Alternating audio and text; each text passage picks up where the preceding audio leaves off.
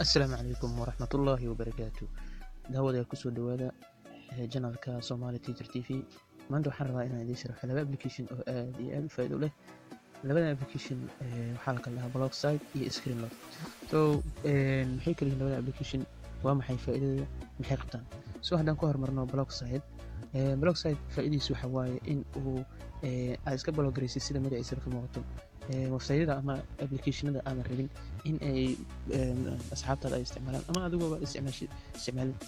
sidoo kale ciyaalkaada haddii ay ku joogaan inay isticmaalin website-daas ama application-daas ayaad ka xiri kartaa ama block ka saari kartaa.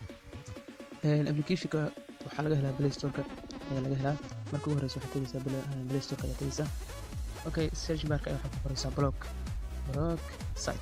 Blocksite automatically marka waqtiga uu kusoo baxaya.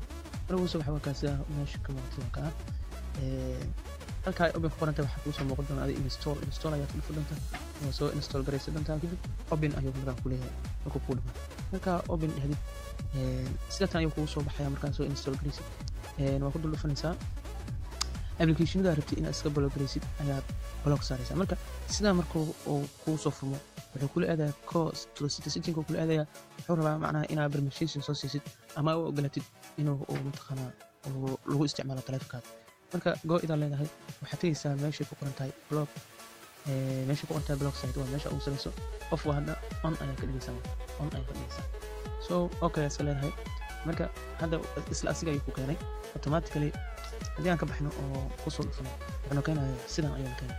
marka calaamadan plus ay ku qoran tahay ayaad click ku leedahay ama aad taabanaysaa ama riixaysaa sidan ayaa kusoo baxaya.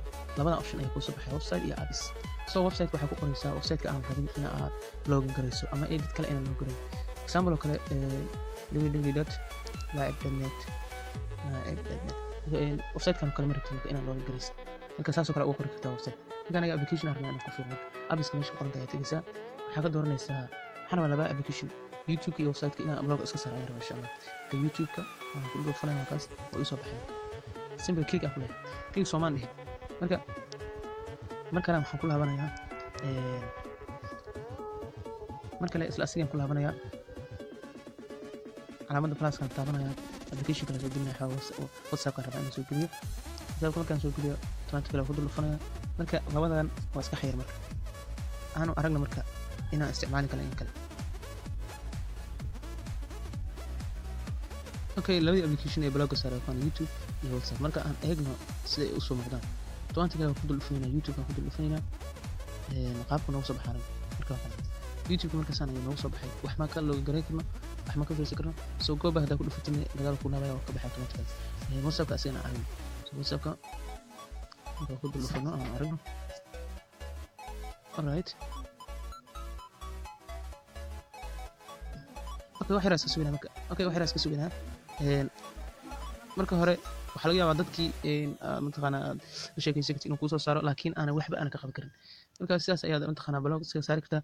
sidee marka dib ugu soo ceshan kartaa oo dib u isticmaali kartaa isla asigaa ku dhufanaysaa create waxaa ku qabanaysaa meeshaas ay ku qoran tahay delete-daas ku dhufanaysaa. marka waxa weeye waa ka delete garaysaa simply si mataqaanaa dib ayaa mataqaanaa u isticmaali kartaa. marka aynu barawayna bal inaan isticmaali karno in kale YouTube-kan ku dhufanayna automatically ka caadi u shaqeynaa. WhatsApp-kana sigana ku dhufan. alright caadi u isticmaali karnaa. application kale waxa weeye waxa la yiraahdaa Screenload and Time password lahaa. waxa weeye sigana from Google-ka ka helaysaa Google Play Store-ka ka helaysaa waxaa ku qoraysaa screen lock like time password. يعني waxaa laga wadaa asiga wuxuu qabtaa isla time-ka aad isticmaalaysid time-ka aad taagan tahay ayaa waxaa kuu yahay password. marka install ayuu kusoo qaban doonaa markaad soo install garaysid oo kusoo install garaysmo open ayaa ku dhufanaysaa. marka open markaa ku dhufatid open ayaan leenahay waxay imaanaynaa meesha ay ku qoran tahay meeshaas ku qoran tahay saa markuu kugu soo baxo change security type meesha ku qoran tahay dhufanayna. hadda waxaa ujeedaa bin plus current time waxyaaba badan ay meeshan ku qoran yihiin anaga waxaan ka dooranaynaa bas current time meesha ku qoran tahay ayaan ka dooranaynaa.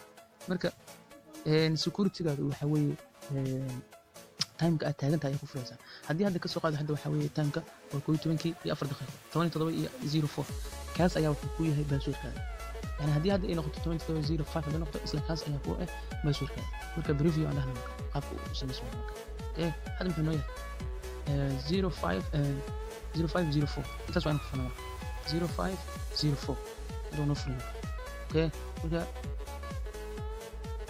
مركب ساس أيام متخنا 0504 ساس أيام كفركنا الأبليكيشن كان أكيد كتير جوجل بلاي ستور أكيد كتير السلام عليكم ورحمة الله وبركاته